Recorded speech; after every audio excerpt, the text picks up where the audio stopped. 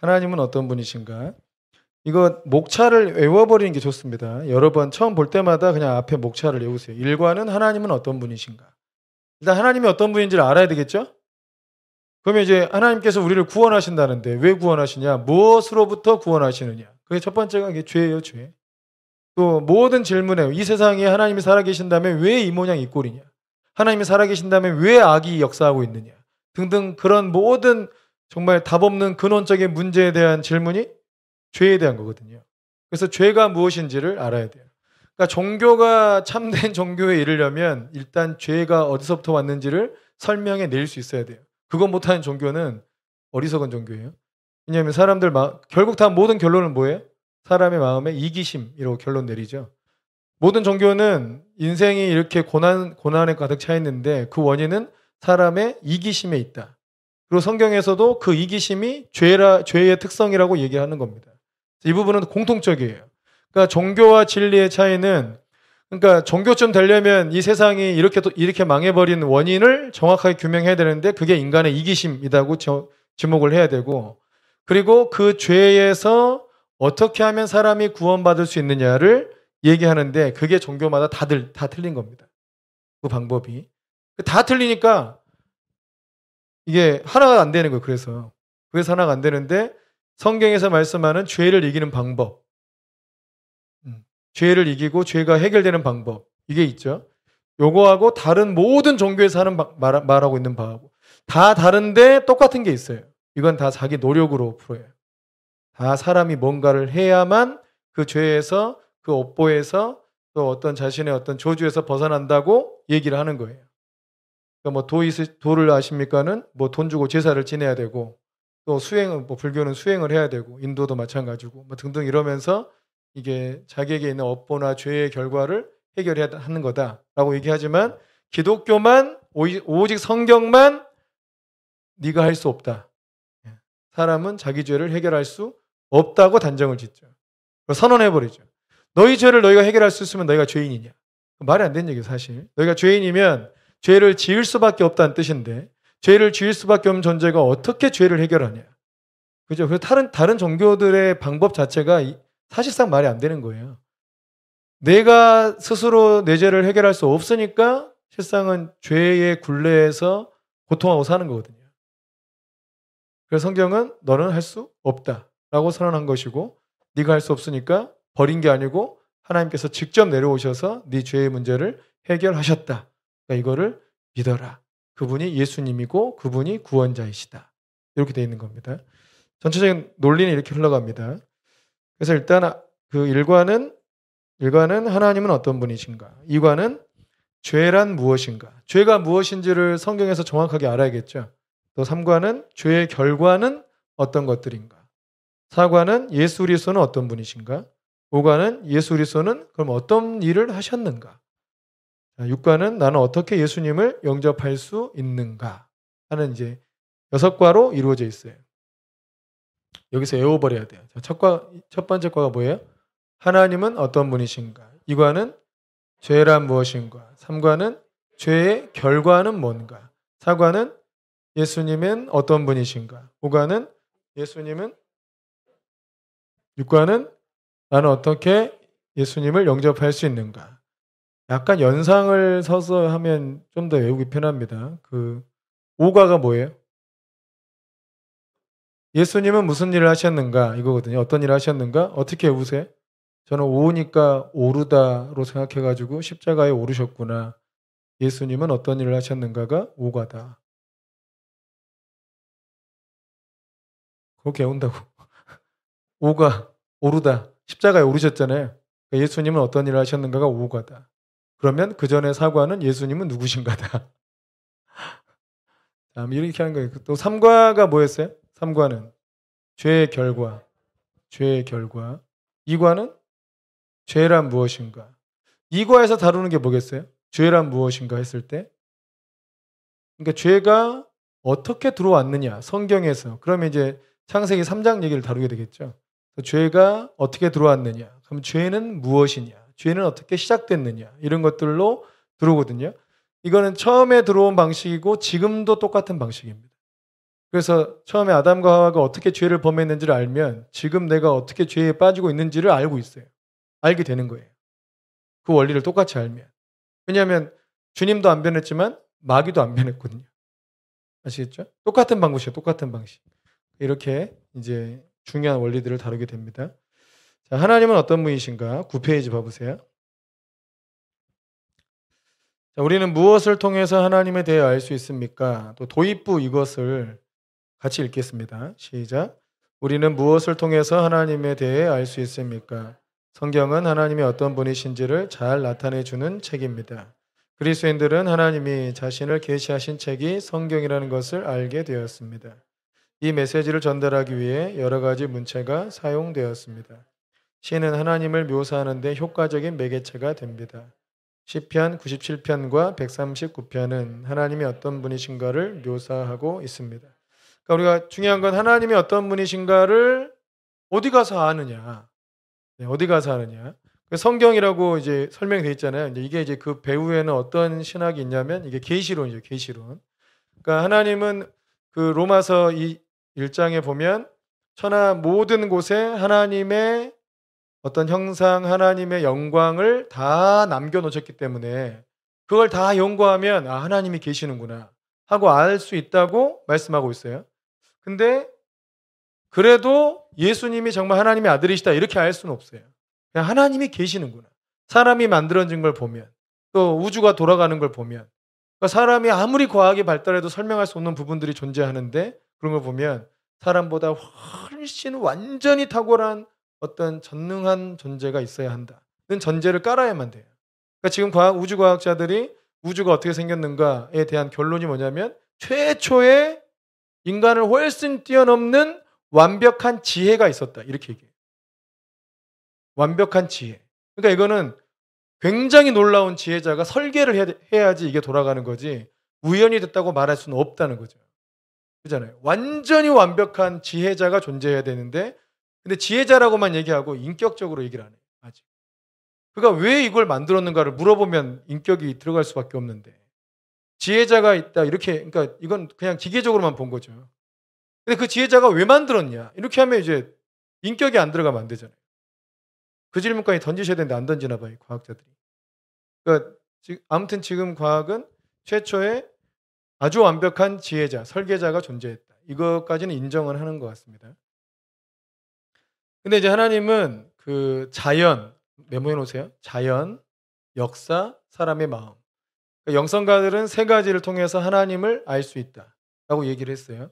자연과 자연 세계, 뭐 동물, 식물, 뭐 돌아가고 있는 거, 뭐 자연 시스템 보면 하나님을 알 수 있다. 그리고 사람의 마음을 잘 살피면 또 하나님을 알 수 있다. 또 하나가 역사, 역사의 흐름을 보면 아 하나님은 살아계신다. 이걸 알 수 있다. 이런 형태로 얘기를 했습니다. 근데 그거는 이제 그것을 일반 계시라고 부릅니다. 일반 계시. 하나님께서 자기 자신을 나타내 주시는데 방식이 일반적이에요. 그러니까 자연과 사람 마음과 역사를 통해서 일반 계시. 그런데 그걸로만으로는 예수님이 구원주이시고 그를 믿어서 하나님 백성 된다는 것을 알 수 없어요. 그래서 특별히 알려주신 계시가 있어요. 그것은 이제 특별 계시라 부르는데 그게 성경입니다. 성경뿐만 아니라 성경의 기자들이나 성경의 인물들이 하나님께로부터 직접 들은 하나님의 음성들. 그게 이제 특별 계시에 속하고 또 우리가 가지고 있는 성경이 특별 계시에 속하는 거예요. 그러니까 하나님의 특별 계시를 통해서 우리는 하나님을 알 수 있죠. 그러니까 아주 우리가 자연을 깊이 누군가 제 대학교 때 어떤 형은 진짜 자연을 보다가 하나님 믿었다더라고요. 자연을 딱 보고 와 하나님 안 믿는 사람이 무신론자인데 저 자연이 저렇게 아름다운데 어떻게 하나님이 안 계실 수 있어? 해가지고 그냥 교회를 갔대요. 그걸 보고 하나님이 계시다는 건 알았지만 그 하나님이 예수님이라는 거는 교회 가서 성경 보고 하나님 말씀 듣고 한 거죠. 그죠? 그러니까 일반 계시로는 하나님이 존재하신다 하는 것을 알 수 있어도 그 천지 창조하시고 온 우주에 유일하신 천상천하 유아독존 그분이 하나님이시고 예수 그리스도이시고 이건 모른다는 거죠. 그래서 특별 계시를 통해 성경을 통해서 우리에게 하나님을 계시하셨다. 자, 시편 97편 1번 문제를 봐보세요. 1번 문제를 보면 시편 97편 1절에서 9절로부터 하나님에 대해 무엇을 알 수 있는가? 자, 시편 97편을 한번 읽어보겠습니다. 이게 이 원톤에 나온 건 좀 쉬운 말 성경으로 되어 있는 거거든요. 쉬운 말 성경으로. 자막도 띄워주고 있으니까. 자, 우린 이거 읽겠습니다. 시작. 여호와께서 다스리시나니 땅은 즐거워하며 허다한 섬은 기뻐할지어다. 자, 이제 읽으면서 잘 보셔야 돼요. 하나님은 어떤 분이신가를 설명하잖아요. 그럼 1절에서는 하나님은 다스리시는 분이시죠. 이런 것처럼 이걸 염두에 두고 이제 읽으셔야 돼요. 자, 2절. 2절 시작.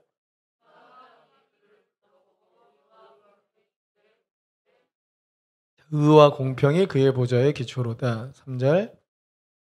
불이 그의 앞에서 나와 사방의 대적들을 불사르시는도다. 4절. 그의 번개가 세계를 비추니 땅이 보고 떨었도다.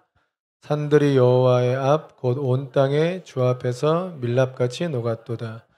하늘이 그의 의를 선포하니 모든 백성이 그의 영광을 보았도다.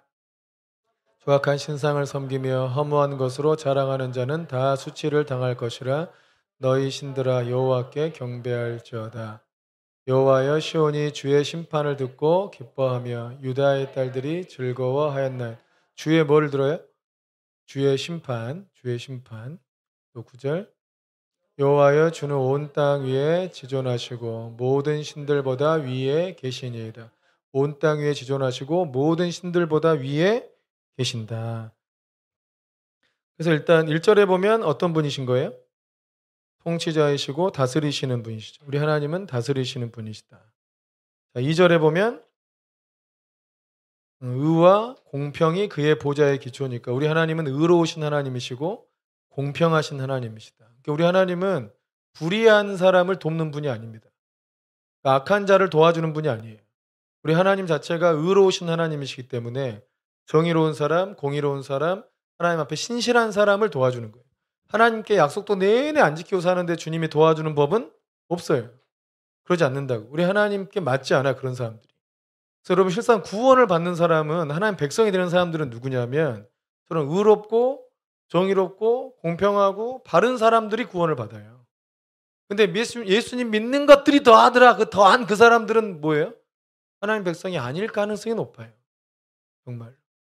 그러니까 그들은 자기가 예수님 믿고 종교가 기독교라고 말하고 다니겠지만 주님은 나는 너희가 누군지 모른다 할 가능성이 아주 높다 이거죠. 왜냐하면 주님은 우리 마태복음 7장에서도 내가 주의 이름으로 귀신 쫓아내고 주의 이름으로 선지자 노릇하고 주의 이름으로 막 하였지만 주님은 이 불법을 행하는 자들아 내게서 떠나라 이랬잖아요. 그러니까 그들이 아무리 많은 은사와 능력으로 대단한 무언 사역을 하든 뭐 했다 하더라도 그들이 불법을 행하면 주님과 맞지 않으니까 나한테 떠나라 이렇게 하신다는 거예요. 그럼 하나님은 불법의 하나님이 아니시다. 그러니까 의로우신 하나님이고 공평의 하나님이시다. 이것이 그의 보좌의 기초, 이 보좌의 기초, 이 보좌가 의미하는 게 뭐냐면 그게 다스림입니다. 주님이 다스리시고 통치하는 기초가 뭐다? 의로움과 공평함이다. 그의 왕권의 기초, 그의 보좌의 기초, 왕권의 기초다. 위에 쉬운 말로 이렇게 써있네. 정의와 공평이 그의 왕권의 기초다. 하나님은 의로 다스리시고 공평으로 다스리시는 하나님이시다. 아멘이십니까? 우리 세상이 불공평하다고 생각하잖아요. 또 실제로 빌 게이츠는 세상은 불공평하다고 말하잖아요. 그럼 하나님 나라는 또 하나님의 통치는 공평하다고 말씀하잖아요. 그죠? 이 세상을 기초로만 하면 불공평한 게 사실이에요. 근데 영원한 하나님 나라를 놓고 보면 하나님은 공평하세요. 부자나 가난한 자나 남자나 여자나 뭐 어떤 사람이든 다 예수님을 진짜로 믿어야만 구원해 주잖아요. 그죠? 뭐 신분 귀찮 이거 따지지 않잖아요. 실제로 예수님을 실제로 믿지 않으면 누구라도 구원 안 해주죠. 그러니까 공평하시다 하나님의 기준은. 아멘이시죠. 그러니까 하나님 나라는 공평하시다. 그리고 또 9절에 보면 자, 9절에서 3절에서 9절까지 쭉 얘기하면 뭐 불도 나오고 번개가 막 번쩍번쩍하고 막 주 앞에서 막 다 녹아버리고 또 우상이라고 하는 것들 한번 붙어보자 다 죽었다 막 이런 거잖아요. 그러니까 모든 신들의 신이다. 어느 신들보다 더 높으신 분이시다.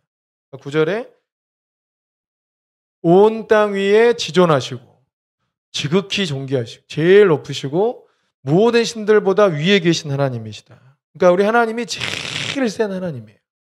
그러니까 어느 시골에서는 이제 주로 우상 숭배를 좀 하잖아요. 그러니까 어느 이장님 댁인가? 그 할아버지가 뭘 다른 신을 섬겨요.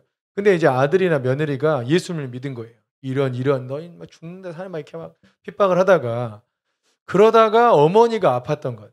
근데 자기 아버지는 이제 막 자기가 믿는 신을 의지해서 막 굿도 하고 못도 하고 했는데 어머니가 더 안 좋아져요. 그러다가 그 자녀가 믿는 어떤 이제 그 교회 목사님이 와가지고 어머니를 기도해 주 귀신을 쫓아내줬어요. 그걸 보고 그 아버지가 한 말이 예수 신이 최고 신이구나. 우리 집은 앞으로 전부 예수님만 믿는다. 한 번에 온 집안 다 구원. 그 아버지가 지혜로운 아버지죠. 자기가 알고 있는 최고 신을 섬겼는데 알고 보니까 예수 신이 제일 센 신이라. 그러니까 빨리 갈아타. 이 신 버려. 빨리 갈아타. 예수 신이 최고 신이구나. 예수님만 섬겨라 이제는. 전부 예수님 믿어라. 이렇게 바꾼 거죠. 실제로 예수님이 제일 센 신. 복음서에서 너무 부드럽게 나오셔가지고 약한 줄 알지만 제일 센 신입니다. 최고 강한 신입니다. 아멘이십니까? 네. 자, 2번 문제도 한번 볼까요? 2번 문제. 시편 139편 1절에서 6절 또 7절에서 12절로부터 하나님에 대해 알게 된 바는 무엇입니까? 여러 번 반복해서 나오는 말들을 이제 주의해서 봐보세요. 1절부터 6절 한번 읽어보죠. 자, 시작. 여호와여 주께서 나를 살펴보셨으므로 나를 아시나이다. 주께서 내가 앉고 일어섬을 아시고 멀리서도 나의 생각을 밝게 아시오며 나의 모든 길과 내가 눕는 것을 살펴보셨으므로 나의 모든 행위를 익히 아시오니 여호와여 내 혀의 말을 알지 못하시는 것이 하나도 없으시니이다. 주께서 나의 앞뒤를 둘러싸시고 내게 안수하셨나이다. 이 지식이 내게 너무 기이하니 높아서 내가 능히 미치지 못하나이다. 그래서 주로 반복되는 단어가 뭐예요? 아신다. 주님이 아신다는 거죠. 내 입에서 나오는 모든 말을 아시고 내가 앉고 일어섬을 아시고 어디 누워 걸어가는지 자빠져 있는지 다 아신다는 거예요. 그러니까 주님은 나를 아신다. 제 대학교 때 그 양육하는 한 형제가 그러더라고요. 이걸 보더니 주님이 나의 감시자시구나 이러더라고요. 근데 그 아신다는 게 감시한다는 뜻이 CCTV가 아니고 그러니까 감시하는 게 아니고 이게 이 형제는 이제 그렇게 받아들였나 봐요. 나 감시하시는구나. 그러면서 그 뒤로 진짜 무단 횡단도 안 하고요. 진짜 이제 확 깍듯이 딱 이렇게 더 교통질서도 잘 지키고 말도 함부로 안 하고 막 이러더라고요. 주님이 나를 감시하고 있기 때문에 자기 더 조심하더라고요. 나름대로 실제적이잖아요. 그 하나님에 대한 관념에서 머문 게 아니고 실제로 하나님 나를 보고 계셔. 나를 감시하고 계셔. 이렇게 보고 믿고 있는 거예요. 아주 실제적이죠. 자, 그러니까 하나님은 나를 아신다. 전지하신 하나님에 대한 얘기고 7절 또 읽어보세요. 7절부터 시작. 내가 주의 영을 피해서 어디로 가며 주의 얼굴을 피해서 어디로 도망치겠습니까? 내가 하늘로 올라가더라도 주께서는 거기에 계시고 수월에다 자리를 펴더라도 주님은 거기에도 계십니다. 내가 저 동력 너머로 내가 새벽 날개치며 바다 끝에 가서 거주할지라도 거기서도 주의 손이 나를 인도하시며 주의 오른손이 나를 붙드시리이다. 내가 혹시 말하기를 흑암이 반드시 나를 덮고 나를 두른 빛이 밤이 되리라 할지라도 주에게는 흑암이 숨기지 못하며 밤이 낮과 같이 비추나이나니 주에게는 흑암과 빛이 같음이니이다. 그래서 여기서 계속 반복되고 있는 구절은 뭐예요? 뭘까요? 네. 네네. 거기에 계시다. 거기에 계십니다. 거기에도 계십니다. 거기에 계십니다. 거기에 계신 하나님 이런 말도 있어요. 그러니까 이건 편재하심. 편재. 어디든 항상 계신 하나님. 그러니까 이게 귀신들과 하나님의 다른 점이에요. 귀신은 한 장소에만 있습니다. 천사도 한 장소에만 있습니다. 근데 하나님은 모든 것에 동시적으로 같이 있을 수 있습니다. 이게 편재하심, 하나님의 편재하심. 그러니까 주의 영을 피해서 도망가고 싶었어. 근데 어디로 도망가? 어디든 다 계신데. 하늘에도 계시고 수월에도 계시고 이리 가면 여기 있고 저리 가면 저기 있고 어디 피할 데가 없다는 거죠. 그죠? 퍼펙트한 CCTV. 이걸 감시자로 생각하면 그냥 완전히 피할 수 없는 감시자. 이렇게 생각하겠죠. 그래서 어떤 분이 거의 무신론자였는데 이분이 정확히 누구인지 기억 안 나는데 그 회심하고 나서 하나님에 대한 시를 썼어요. 그 시를 뭐라 썼냐면 하나님은 사냥개. 걸렸다 이거 자기를. 진짜 막 몇 년을 도망다녔대 하나님을. 뭐 찾아오시고 다 무시하고 또 막 자기 사업하고 또 무시하고 또 막 뭐 공부해보다 뭐 해보다 무시하고 모든 게 다 망하고 다 무너져 다 깨지고 나서 탁 물린 거예요. 하나님께. 그 하나님을 표현하면서 하나님은 사냥개다. 하늘의 사냥개. 그러니까 나를 사랑하셔서 나를 택하시고 나를 구원하시기 위해서 정말 지구 끝까지로 따라오는 하나님이다. 그 하나님. 네. 동의하십니까? 네. 아멘. 불교 골수분자를 끄셔 들어가지고 막 삶을 해집에서 팍 물고 끌어오시는 하나님이시다. 그 하나님이 우리를 택하시고 진짜 사랑하신 거죠. 우리 전에 있는 그 키가 큰 이제 부목사가 있었어요. 정태 목사라고. 김정태 목사인데. 하나님이 그렇게 마음을 주셨겠지. 청소년인가 청년인가 이제 교육부사 하다가 얘가 이제 하도 뺀질대고 교회 안 나오고 이러면 쫓아간대요. 예배 끝나고 바로 걔를 쫓아가는 어디 있는 줄 알고 쫓아가요. 근데 괭이를 찾아가지고 반드시 잡아낸대. 온갖 PC방 뭐 술집 다 뒤져가지고 찾아낸다는. 그러면 애들이 깜짝 놀래. 어떻게 알고 찾아왔냐는 거야. 어떻게 알고.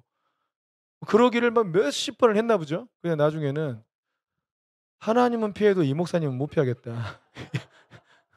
그래가지고 교회에 들어와서 훈련 잘 받았다 하더라고요. 얼마나 진짜. 아니 어떻게 알고 찾아왔냐. 어떻게 알고. 너 도망가봐야 내 손바닥 안에 있지. 네 생각을 못 잊겠냐 하고 이제 막 쫓아가는 거예요. 거기를. 다 뒤져 막. 하나님께서 마음을 주셨겠죠. 네. 그래서 이제 1번, 2번은 이제 뭐예요? 하나님은 다스리시는 하나님이시고 또 정의와 공평으로 다스리시는 하나님이시고 또 전지하신 하나님 그리고 어디든 계신 편지하신 하나님이시다. 무소부재하신 하나님. 자, 연결부 한번 또 같이 읽어보자. 시작. 이제 하나님은 어떤 분이신가에 대해 몇 가지를 배웠습니다. 그렇다면 이제 그분이 인간에 대해 어떻게 생각하는지를 알아봅시다. 신약 성경의 또 다른 기자는 하나님에 대해 다른 면을 가르쳐 줍니다. 사도 요한은 무엇이라고 하는지 한번 살펴봅시다. 그러니까 이 온 우주를 다스리시고 공의와 정의로 다스리시고 또 전지전능하시고 또 무소부재하신 이 하나님이 사람에 대해서는 어떻게 생각하시느냐를 이제 살펴보는 거예요. 요한일서 4장 7절 시작. 사랑하는 자들아 우리가 서로 사랑하자. 사랑은 하나님께 속한 것이니 사랑하는 자마다 하나님으로부터 나서 하나님을 알고 사랑하지 아니하는 자는 하나님을 알지 못하나니 이는 하나님은 사랑이심이라. 하나님의 사랑이 우리에게 이렇게 나타난 바 되었으니 하나님이 자기의 독생자를 세상에 보내심은 그로 말미암아 우리를 살리려 하심이라.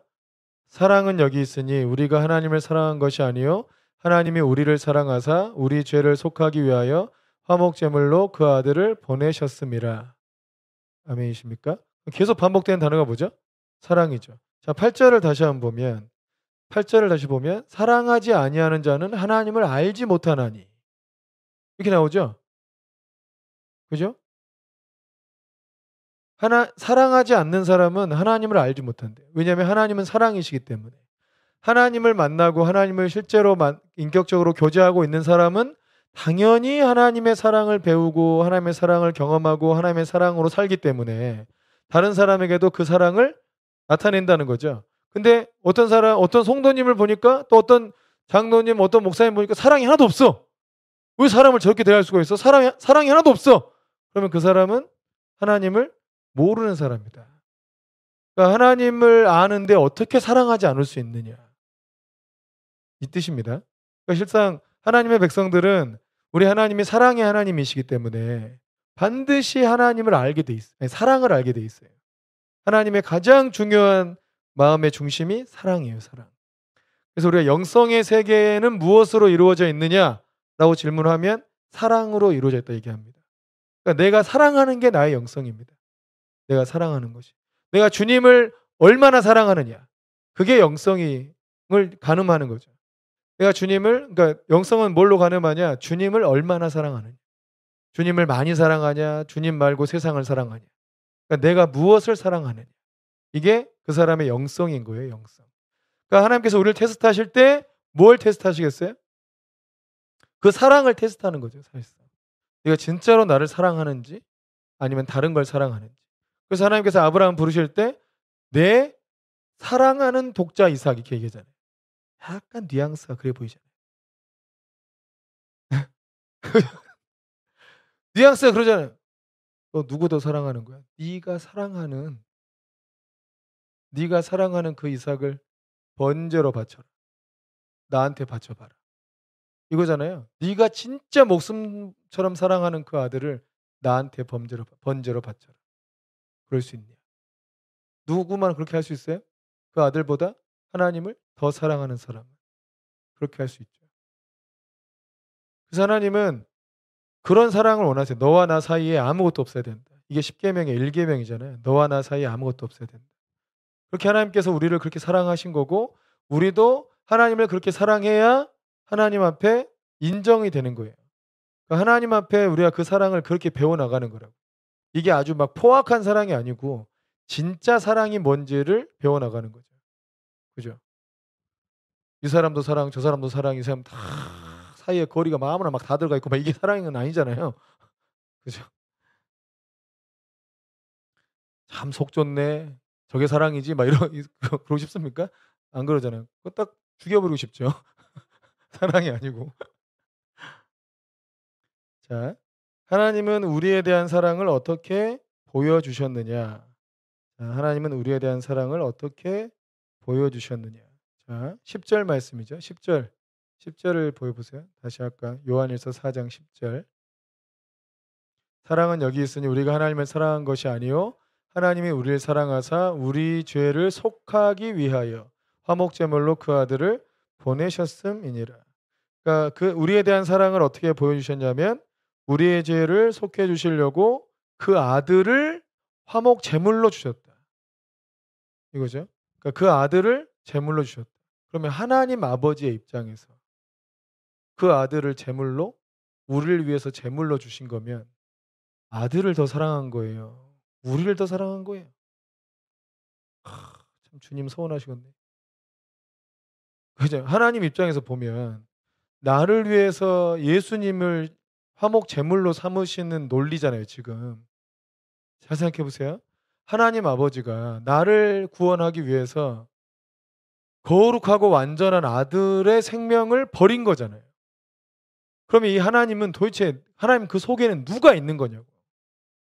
예. 하나님 백성 우리가 있는 거잖아요. 그러니까 우리 빼고 나 혼자 있다.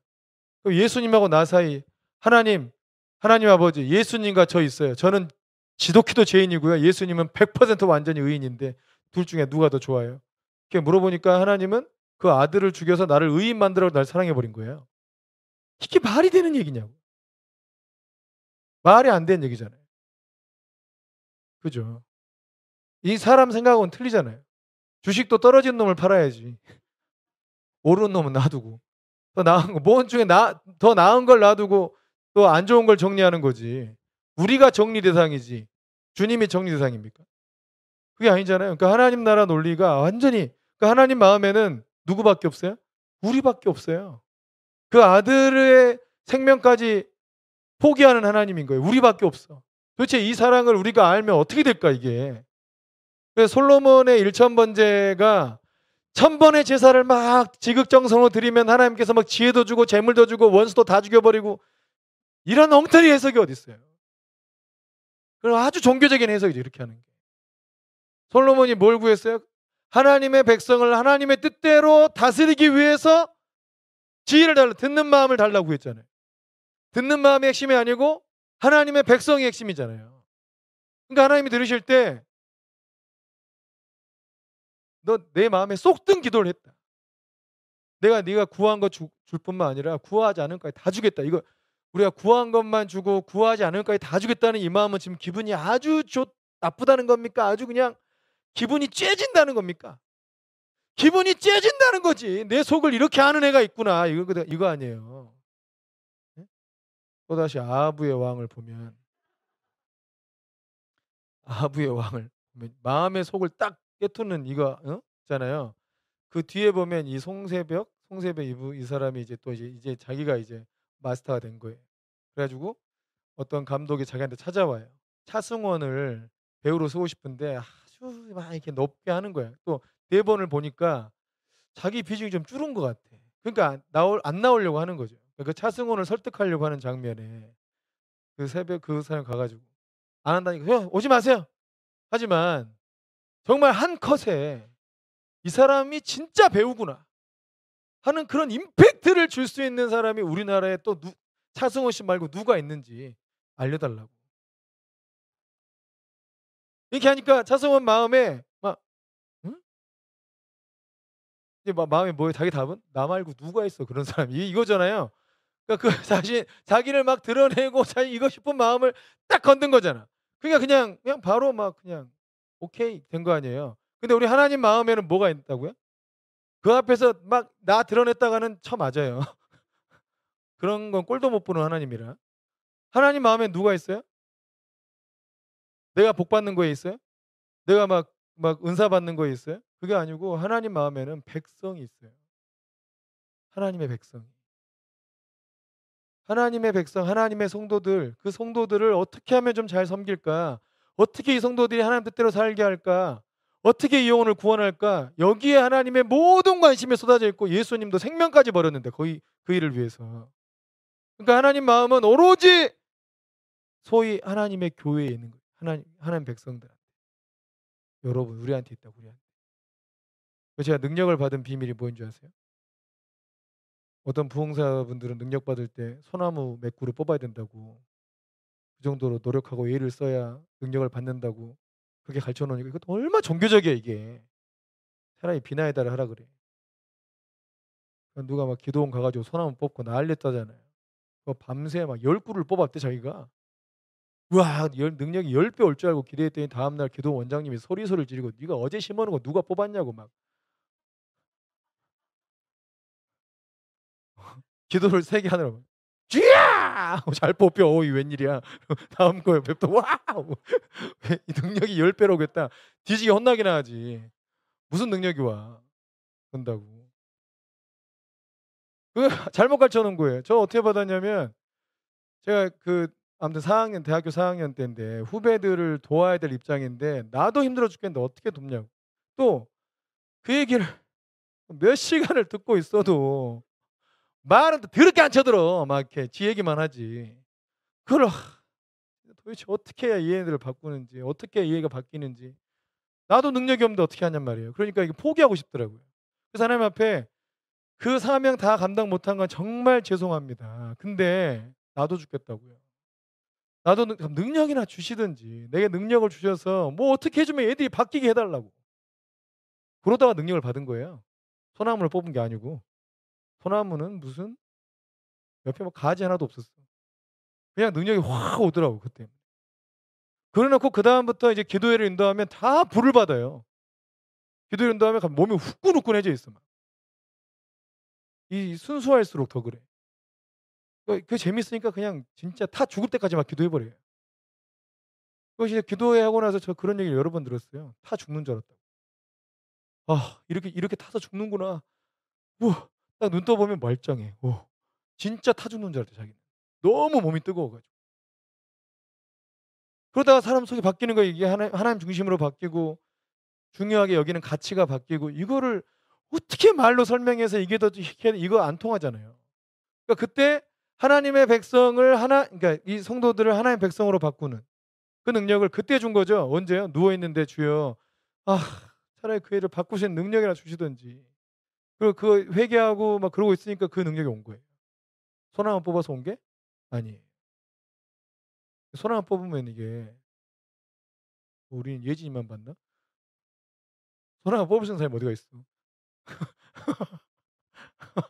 여기서 소나무 뽑을 수 있는 사람이 어디가 있냐고. 아 거기 민찬이 있구나. 또 민찬이 눈빛이 서운한가 보네.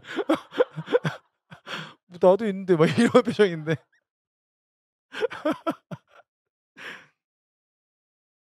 그러니까 하나님 마음에는 진짜 우리밖에 없어요. 그러니까 이 논리 보세요. 우리를 얼마나 사랑했으면 자기 아들을 죽이냐고. 근데 아브라함에게 네 아들을 나한테 번제로 바쳐라. 이걸 요구하는 하나님이 하나님이 우리한테 그 정도 사랑을 안 하고 그걸 요구하면 나쁘죠. 근데 하나님도 자기 아들을 다 생명까지 버리고 나한테 그 사랑을 요구한 거예요. 나 너 이렇게 사랑한다고. 그럼 너도 나 이렇게 사랑해야 되는 거 아니냐? 한 거죠. 근데 진짜 아브라함이 거기에 대해서 아멘 나도 하나님 그렇게 사랑합니다 하고 내려쳐 죽이려 한 거야. 근데 그 믿음이 하나님이 어차피 약속이 있으니까 얘는 죽어도 살 것이다. 하나님이 살리실 것이다. 이거 믿고 한 거잖아요. 그죠? 예수님도 부활할 걸 믿고 한 거죠.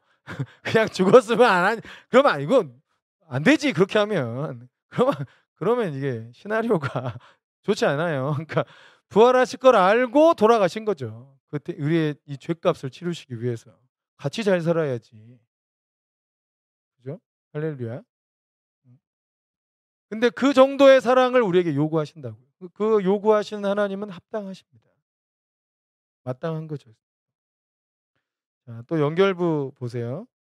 자, 어떤 사람의 사랑이 주는 유익을 얻으려면 그 사랑과 사랑의 행위를 수납해야 합니다. 이게 제일 중요해요. 자, 만약 그것을 거절하면 사랑이 주는 유익을 잃게 됩니다. 맞죠? 하나님의 사랑과 그 사랑의 행위를 거절할 때 생기는 일에 대해서 알아봅시다. 그러니까 하나님께서 우리에게 사랑을 주셨어요. 그럼 그 사랑을 받으면 그 사랑을 내가 받아들일 때 하나님 그 사랑과 그 사랑의 어떤 그 유익들을 내가 누리는 거잖아요. 그죠? 그러니까 누군가가 나한테 계속 사랑한다고 막 얘기했는데 됐다고요. 그러니까 거절했어요. 알고 보니까 재벌 아들이야. 아 진짜 내가 미쳤지 내가 미쳤어 막. 그럼 재벌 아들이 뭐게요? 재벌 아들하고 교제하거나 결혼하면 그냥 집이 달라지나요? 달라지죠. 뭐 차가 달라지나? 달라지지. 인생 달라지지 그냥. 어? 그러니까 그 사랑을 내가 받아들이면 와, 그러니까 막 결혼해 가지고 다 후회한다잖아요. 그때. 아 그때 그 오빠 진짜 강남에 빌딩 세웠다는데 내가 진짜 이 남자랑 만나 가지고 그 남자가 그 오빠가 나 대시할 때 그 오빠한테 갔어야 되는데 아 진짜 막 이 인간 죽지도 않고 막 이러면서 보험을 들여 놓고 뭐 자 아무튼 자 요한복음 3장 16 절에 18절 읽어 보세요. 요한복음 3장 16 절부터 시작. 하나님이 세상을 이처럼 사랑하사 독생자를 주셨으니 이는 그를 믿는 자마다 멸망하지 않고 영생을 얻게 하려 하심이라. 하나님이 그 아들을 세상에 보내신 것은 세상을 심판하려 하심이 아니요 그로 말미암아 세상이 구원을 받게 하려 하심이라. 그를 믿는 자는 심판을 받지 아니할 것이요 믿지 아니하는 자는 하나님의 독생자의 이름을 믿지 아니하므로 벌써 심판을 받은 것이니라. 자, 이게 있으니까 하나님께서 세상을 이처럼 사랑하셔서 독생자를 주셨죠. 자, 16절 다시 보여줘 보세요. 독생자를 주셨죠. 그러니까 이게 하나님의 사랑이죠. 하나님의 사랑이 어디에 나타났냐? 하나님의 아들을 우리를 위해서 주신지 않았느냐. 거기서 하나님의 사랑이 나타났어요. 그러니까 우리가 하나님의 사랑의 소식을 들었어요. 그래서 그를 믿는 자는 멸망하지 않고 영생을 얻게 된다. 그 사랑을 받아들이면 멸망하지 않고 영생을 얻는다. 그런데 그 사랑을 안 받아들이면 17절에 안 받아들이면 어떻게 해요? 심판이 오는 거예요. 근데 하나님은 심판하려고 보낸 게 아니라 원래 너희는 심판받기에 합당하고 심판이 예정되어 있는데 심판을 안 받게 하려고 그 사랑을 보여준 거라 이거예요. 그래서 그 사랑을 받으면 너희가 구원을 받게 되고 심판에서 구원을 받고 안 받으면 원래 받기로 되어 있던 심판을 받게 된다. 이해되십니까? 하나님께서 안 받으면 막 심판해서 죽여버리고 이런 게 아니에요. 원래 심판받기로 되어 있는데 심판을 안 받게 하려고 사랑을 나타내신 거죠. 아들을 보내신 거죠. 아멘이십니까? 그래서 믿으면 복 주고 안 믿으면 죽여버리고 이런 차원의 의미가 아니라고요. 복음은 원래 심판을 받기로 되어 있는데 하나님의 사랑을 받으면 그 심판에서 구원을 받는다. 아멘.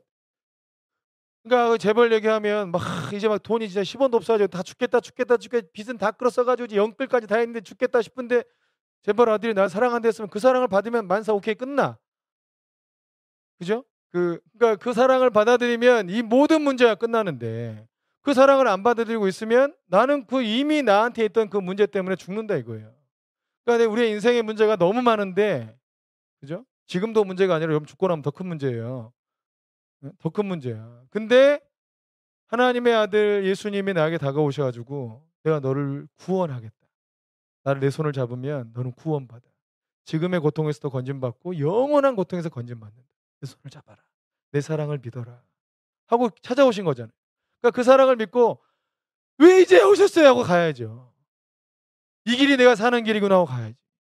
그러면 그 주님의 내 수준에서 뭐가 달라지는 게 아니고 하나님의 것이 나한테 오는 거잖아요. 그죠? 하나님 수준의 구원의 능력이 나한테 오는 거잖아요. 아멘이십니까? 그래서 주님은 단지 심판을 안 받게 하기 위해서 오신 게 아니고 하나님 나라를 다 주려고 오신 것이다. 단지 벌 좀 안 받게 하려고 하신 게 아니라 저주 좀 안 받게 하려고 하신 게 아니고 하나님의 생명까지 다 주려고 오신 것이다. 아멘이십니까? 그래서 그냥 벌 좀 안 받고 좀 그냥 그런 정도로 살지 말고 주님의 그 사랑을 마음껏 받아들여서 그 사랑 안에서 자유를 누리고 살아야 돼요. 그게 하나님의 뜻이기 때문에. 아멘이십니까? 근데 우리는 거절하면 하나님의 사랑, 자, 6번 문제 보면 우리는 어떻게 함으로써 하나님의 사랑을 받아들이거나 거절하게 됩니까? 어떻게 함으로써? 아들을 믿으면, 그러니까 예수님을 믿으면 하나님의 사랑을 받아들인 거고, 예수님을 믿지 않으면 하나님의 사랑을 거절한 게 돼요. 그러니까 나도 하나님 사랑해요. 근데 예수님은 안 믿어요. 이건 뭐예요? 하나님의 사랑을 거절한 거란 거예요. 유대인들이 나는 하나님 말씀 지켜요. 나도 하나님께 의롭다 여김 받고 싶어요. 근데 예수님은 십자가에 못 박아. 그러면 그들은 하나님의 사랑을 거절한 것입니다. 그러니까 하나님께서 내가 너를 구원하기 위해서 내 아들을 보냈다. 이게 진리예요. 이게 진리. 하나님께서 행하신 일은 이거예요. 이거. 아멘이십니까? 자기가 무슨 막 하나님 앞에 뭐 잘 보이려고 애써가지고 나도 하나님 사랑합니다. 이건 다 가짜고. 이건 다 가짜고. 진짜 내가 하나님의 사랑을 받는 방법은 예수님의 그 사랑을 믿으라는 거예요. 예수님의 말씀을 믿으라는 거예요. 그게 하나님의 사랑을 받아들이는 방법이다. 왜냐하면 하나님 아버지께서 하나님 나라의 모든 유업과 주권을 예수님께 넘겼고 그 예수님의 말씀을 믿는 자가 그 나라 백성이 되게 하셨기 때문에 다른 건 아니에요. 내가 진짜 하나님의 사랑을 받아들인 거는 예수님의 말씀을 믿는 것입니다. 예수님을 믿고 예수님의 말씀을 믿고 그것이 성경에서 얘기한 믿음이에요. 아멘이시죠? 그렇게 예수님하고 결혼해야 돼. 예수님하고. 그러니까 우리는 예수님하고 약혼하고 막 결혼하고 이제 막 이렇게 결혼 생활 몇 년 차 막 이렇게 사는 거예요. 아멘. 아멘이시죠? 간단해. 재벌 아들이 왔는데 그냥 남자면 되지 않아요? 딴 남자 만나면 인생이 골로 가는 거예요. 그 남자를 만나야지. 그 남자를. 그 재벌이 보내신 그 남자를 만나야지. 하나님이 보내신 그 남자를 만나야지. 그냥 남자나 아무나 만나면 안 되고 그 남자를 만나야 돼. 아멘이십니까? 이 그 남자로 시나리오 좀 써봐. 그 남자로. 자, 우리 정교일부 13페이지에 나와 있는 정교일부 함께 읽겠습니다. 1번 시작. 하나님은 주권적으로 통치하시고 의롭고 공평하고 권능이 크시며 우리에 대한 모든 것을 아실 뿐 아니라 우리가 피할 수 없고 또 우리를 위해 독생자를 죽게 할 정도로 우리를 사랑하시는 분입니다. 만약 우리가 믿지 않으므로 예수 그리스도 안에 나타난 하나님의 사랑을 거부한다면 정죄받습니다. 그런데 왜 그것을 거부한다고 해서 정죄받습니까?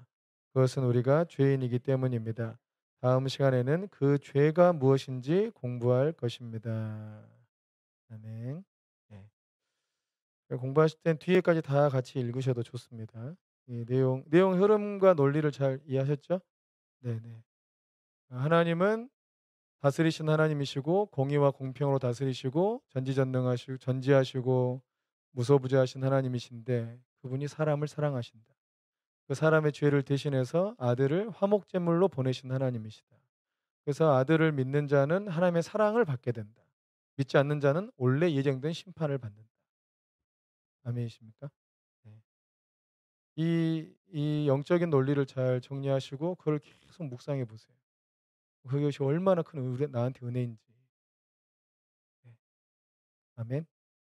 그냥 기도하고 마치겠습니다. 우리 한번 같이 한 1, 2분 스스로 이 복음의 말씀이 내게 임하였음을 정말 감사히 여기면서 하나님 나를 잊지 않고 구원하여 주심을 감사합니다. 내게 찾아오신 주님 감사합니다. 나를 위해서 생명 버리신 주님 감사합니다.